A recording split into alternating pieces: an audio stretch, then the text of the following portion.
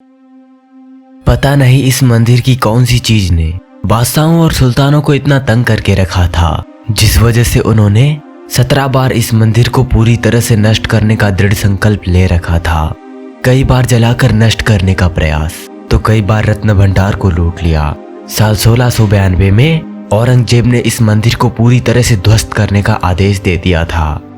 ओडिशा के पुरी में स्थित जगन्नाथ टेम्पल अपने भव्य वास्तुकला के लिए पूरी दुनिया में प्रसिद्ध है, जिस वजह से लोग दुनिया भर से इस मंदिर के दर्शन करने के लिए आते हैं। मगर बस सनातन हिंदू धर्म के लोग ही इस मंदिर के अंदर प्रवेश कर सकते हैं। ये मंदिर बस सनातन हिंदुओं, सिख, बौद्ध और जैन धर्म के लोगों को ही इस मंदिर में प्रवेश करने की अनुमति देता है। किसी और धर्म के लोग और किसी दूसरे देश के लोग इस मंदिर के अंदर प्रवेश नहीं कर सकते। चाहे वो हमारे देश के प्राइम मिनिस्टर ही क्यों ना हो, तो वो भी इस मंदिर के अंदर प्रवेश नहीं कर सकते।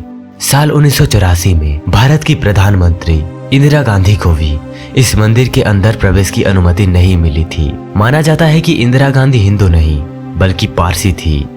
जगन्नाथ मंदिर को पूरी तरह से खत्म करने के लिए मुगल बादशाहों और सुल्तानों ने अपनी सारी हदें पार कर दी थी, और इस 17 बार हमले की कहानी भी आज भी बहुत ही कम लोग जानते हैं। हो सके तो इस वीडियो को आखिर तक जरूर देखना, क्योंकि आपको कुछ नया सीखने को मिलने वाला है। नंबर 1, इस मंदिर पर सबसे पहला हमला साल 1340 में बंगाल के सुल्तान इलियास शाह ने किया था। उस समय ओडिशा राज्य उत्कल प्रदेश के नाम से जाना जाता था। उस समय ओडिशा के राजा नरसिंह देव तृतीय ने इलियास शाह से युद्ध किया था। उस सुल्तान के सैनिकों ने मंदिर के परिसर में प्रवेश करके कई निर्दोष लोगों की हत्या कर दी थी, मगर नरसिंह देव ने मूर्तियों को छुपा दिया था, जिस वजह से वो भगवान जगन्नाथ की मूर्तियों को सफलतापूर्वक बचा सके। नंबर 2, इस मंदिर पर दूसरा हमला साल 1360 में दिल्ली के सुल्तान फिरोज शाह तुगलक ने किया था, मगर इस बार भी मूर्तियां सही सलामत रही।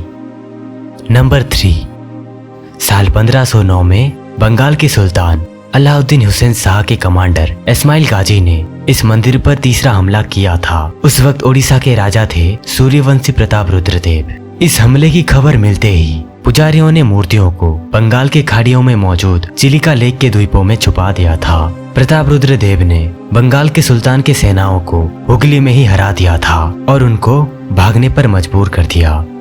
नंबर 4, जगन्नाथ मंदिर पर चौथा और सबसे बड़ा हमला साल 1568 में हुआ था। यह हमला काला पहाड़ नाम के एक अफगान हमलावर ने किया था। इस हमले से पहले ही मूर्तियों को चिलिका लेक के द्वीपों में छुपा दिया गया।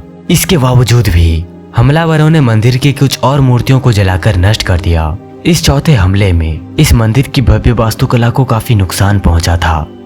इसी तरह साल 1592, 1601, 1611, 1617, 1621, 1641, 1692 और 1699 में कई बार मंदिर को खत्म करने का प्रयास किया गया था। मगर हैरानी की बात तो ये है कि बादशाह और सुल्तानों के इतने प्रयास के बावजूद भी इस मंदिर में मौजूद 3 प्रमुख मूर्तियों के बारे में किसी को भी पता नहीं चल सका था, क्योंकि वहाँ के पुजारियों ने और कार्यकर्ताओं ने इस मंदिर को बचाने के लिए बहुत ही संघर्ष किया था।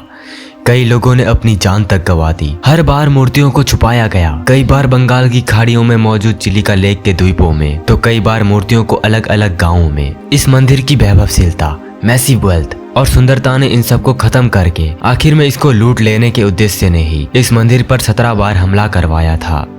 आज भी बहुत ही कम लोग इस मंदिर के संघर्ष के बारे में जानते हैं, तो इस वीडियो को ज्यादा से ज्यादा शेयर जरूर करना। तो आज की वीडियो में बस इतना ही।